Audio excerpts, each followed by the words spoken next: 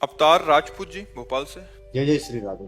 श्री हरिवंश महाराज जी, राधे राधे गुरुदेव भगवान। महाराज जी, हर युग में भगवान किसी ना किसी रूप में आते हैं। राधा नाम कई युगों से चलता आ रहा है, लेकिन राधा नाम की इतनी महिमा और एक संत के प्रति इतनी भीड़ और श्रद्धा कभी नहीं देखने को मिली, और ना ही केवल राधा नाम सुनकर लोगों को इतनी गति से बदलते हुए देखा है। महाराज जी, आप उस युग में आए हो जिस युग में हम हैं। गुरुदेव भगवान, भगवान का प्रभाव जागृत होता है। भगवान तो सबके हृदय में है, तो भगवान का प्रभाव जागृत होता है। जैसे वही बात आप जानते हैं, आप बोले तो उसका प्रभाव नहीं पड़ेगा, और इनके वाणी में भगवान जागृत हो चुके हैं, तो वही बात ये बोलेंगे तो हजारों लोगों के ऊपर प्रभाव पड़ जाएगा। तो उसमें बात भगवान के प्रभाव की है। भगवान तो सब में है, कौन सा ऐसा जीव है जिसमें भगवान नहीं है? ना, सब में भगवान। तो सब भगवान के ही तो रूप हैं, तो सब भगवान के ही अंश अवतरित हुए हैं, सब भगवान के अंश से अवतरित हुए हैं। अब भगवान जहां जितना प्रकाश कर देते हैं, किसी को प्रकाशित किया 100 आदमी को बदल दिया, किसी संत को प्रकाशित किया 1000 आदमी को, किसी को प्रकाशित किया देश का देश बदल, तो वो भगवान का प्रभाव होता है, वो भगवान का प्रकाश होता है, व्यक्ति का नहीं होता। इस व्यक्ति का प्रभाव नहीं है, उस परमात्मा का प्रभाव है। वो चाहता है तो उस वाणी में बैठ करके जीव का मंगल कराने लगता है। वो चाहता है तो नाम का प्रकाश होने लगता है। क्या राधा नाम हम ही ने पहली बार लिया क्या? बहुतों ने लिया है, बहुतों ने गाया है, महिमा गाई है। अब उनको यहां से प्रकाशित करवाना है, तो जब बोला राधा तो करोड़ों लोग बोल रहे हैं राधा राधा, है ना? तो वो भगवान का प्रकाश है, वो भगवान का प्रभाव है, अवतार नहीं, अवतार नहीं, भगवान का प्रभाव। भगवान तो सब में, और भगवान जब अवतार लेते हैं तो अपनी अनंत शक्ति से लेते हैं। दुष्टों का संहार करना, भक्तों को सुख देना, प्रेममयी लीला करना, मतलब वर्षा कर देते हैं भगवान जब अवतार लेते हैं। घोर पापियों को भी भगवान परम पद देते हैं, बिना साधना के भी परम पद देते। अवतार एक अलग चीज है। अवतार का मतलब होता है स्वयं भगवान पधारे हैं। हम लोग सब भगवान के अंश हैं, तो जहां की जितना प्रकाश हुआ उतना प्रकाशित होने लगता है, तो उसी प्रकाश को लक्ष्य करके हम कहते हैं कि ये तो भगवान ही है, क्योंकि भगवान का प्रकाश हो रहा है।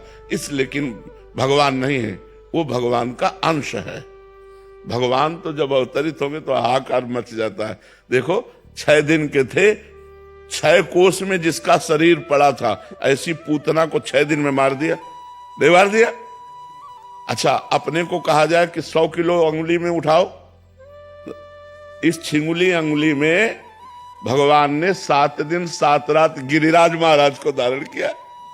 एक पूरा संपूर्ण ब्रजमंडल की रक्षा की कि नहीं की?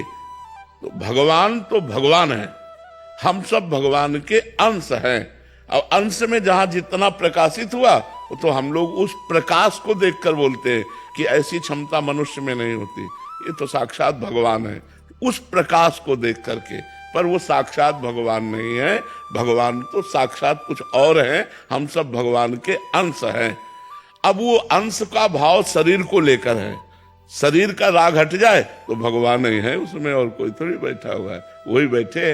गंगा जल का अंश चम्मच में आया तो हम गंगा जल तो कहेंगे उसे, टैंकर में आया तो गंगा जल कहेंगे, लेकिन टैंकर और चम्मच वाले गंगा जल में अंतर होगा।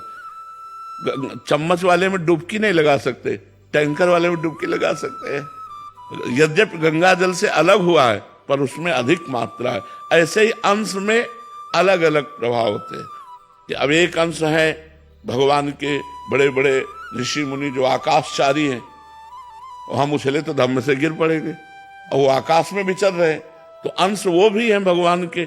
एक है कि वो जो चाहे नई सृष्टि रचना कर सकते हैं, लेकिन वो भगवान नहीं, भगवान के अंश हैं। उनमें जितना पावर प्रकाशित हुआ, भगवान का पावर अनंत है और हम लोगों का पावर सीमित है। भगवान का पावर अनंत है, उनको अनंत कहा गया है। तो हम लोग भावना में कह देते हैं, लेकिन भगवान तो भगवान है। जब वसुदेव देवकी जी ने पूर्व जन्म में तपस्या की और भगवान से कहा आप जैसा पुत्र चाहिए, तो कहा मेरे जैसा तो सिर्फ मैं ही हूं, मैं ही आऊंगा। तो भगवान कृष्ण के रूप में पधारे। जब मनुष्य रूपा ने तपस्या की, भगवान प्रकट हुए तो भगवान से कहा मैं आप जैसा पुत्र चाहिए। तो उस समय भी भगवान यही बोले कि मेरे जैसा तो सिर्फ मैं ही हूं। तो वही राम जी के रूप में प्रकट हुए, मनुष्य रूपा दशरथ कौशल्या बने और भगवान राम के रूप। तो भगवान जैसे तो सिर्फ भगवान है। भगवान के भय से वायु चलती है, भगवान के भय से मृत्यु भयभीत होकर काम कर रहा है, भगवान के भय से पृथ्वी जल में नहीं डूब रही, भगवान के भय से सूर्य चंद्रमा अपना प्रकाश समय पर कर रहे हैं। भगवान भगवान है, भगवान जैसा कोई नहीं है। हाँ, कहीं कहीं भगवान का तेज प्रकाशित होता है, वो अंश मात्र में होता है कि मतलब 1000 लोग देखकर प्रभावित हो गए, लाख लोग देखकर प्रभावित हो गए, वो भगवान का तेज प्रकाशित हो रहा है, भगवान नहीं। भगवान तो अनंत महिमाशाली है। जितने ब्रह्मांड हैं ये भगवान के एक रोमकूप में हैं, इतने महान भगवान हैं। देख रावा माते तिन अद्भुत रूप अखंड, रोम रोम प्रतिलागे कोटि कोटि ब्रह्मांड। जैसे गूलर के फल में दाल ऐसे झुके और उसमें 10 गूलर लगी है, ऐसे एक रोमकूप में 10 ब्रह्मांड, लाखों ब्रह्मांड है। और उस ब्रह्मांड में एक ब्रह्मांडीय मृत्युलोक है, और इस मृत्युलोक में कितने जीव है। अब भगवान की महिमा सिर्फ भगवान, भगवान जैसा कोई नहीं। हाँ, भगवान का जहां प्रकाश, किसी की वाणी में प्रकाश, किसी के चेहरे में प्रकाश, किसी की भुजाओं में बल रूप से प्रकाश, अलग अलग, किसी के माइंड में प्रकाश, अलग अलग प्रकाश दिए हुए हैं। तो भगवान का ही सब। अब देख लो, भगवान का प्रभाव है तो वैज्ञानिकों ने क्या क्या नहीं बना दिया। भगवान ने ही तो पावर दिया वैज्ञानिक को माइंड का। अब एक कील फेंको ऐसे ऊपर, वो धम्म से नीचे गिर जाएगी और सैकड़ों आदमियों को बैठाल के हवाई जहाज उड़ता है। नहीं उड़ता है, वो भी तो धातु का ही तो बना होता है और हवाई जहाज उड़ता है। तो ये सब किसने दिया? भगवान ने ही तो दिया। सबको माइंड भगवान ने ही दिया। हम एक साइकिल की चैन उतर जाए तो चढ़ाना मुश्किल पड़ जाता है, क्योंकि हमारी तमीज उतली है, और एक आदमी की हवाई जहाज उड़ा रहा है। तो भगवान ने माइंड का विकास किया है, भगवान ने अपना अपना प्रभाव रखा है कि उसकी वाणी बोले तो हजारों का परिवर्तन हो जाए। वो भगवान उसकी वाणी में प्रभाव प्रकाशित करते हैं, ना कि वो भगवान है। भगवान तो अद्वितीय है, भगवान जैसे तो सिर्फ भगवान है। जैसे कालिया नाग पूरा काली दह जहर से तपता था, गौं ने और ग्वाल बालों ने पी लिया तो सब मर गए। भगवान ने उसी काली दह के जहरीले पानी में कूदकर सैकड़ों फण वाले काली नाग को रौंद डाला, उसके फणों पर चढ़कर नाचा, उसने डसा। भगवान को क्या फर्क पड़ा? कुछ नहीं पड़ा। आखिरकार वो चरणों में गिर करके रमणक द्वीप में आज भी वास करता है। तो विचार करो, भगवान की समानता, भगवान की समानता कौन कर सकता है? विश्व में जिसे परास्त नहीं कर सकता था ऐसा कंस था, इतना बलवान था कि जरासंध ने अपनी 2 बेटियों का ब्याह किया। जरासंध अद्वितीय योद्धा था, मतलब हजारों राजाओं को कैद किए था भैरव बलि देने के लिए, हजारों राजाओं को कैद किए था। भगवान ने उनको छुड़ाया। तो कंस को भगवान ने बाल पकड़ के घसीटा, 11 वर्ष की अवस्था थी, बाल पकड़ के घसीटा, मंच पे पटक दिया, ऊपर कूदे, मर गया जान से। 11 वर्ष के बालक में इतनी सामर्थ्य। अघासुर, बकासुर, धेनुकासुर, प्रलंबासुर, कितने मुष्टिक शाणों मार मार के 60,000 हाथियों का बल लगता था, कोलिया पेड़ हाथी, तो ऐसे सूर पकड़ के खिलौने की तरह पटक दिया, मर गया। भगवान जैसे भगवान भगवान जैसा कोई हो ही नहीं सकता, उनके अंश हैं। अब किसी में तेज प्रकाशित है, वाणी में, बुद्धि में, बल में, बोले यार ये तो साक्षात भगवान है। नहीं, भगवान का अंश है। एक अंश भगवान के सूर्य है, तो पूरे आप विश्व में कहीं घूमिए और सब जगह प्रकाश यही दे रहे हैं, जहां देखो वहीं अपने सामने नजर आएंगे।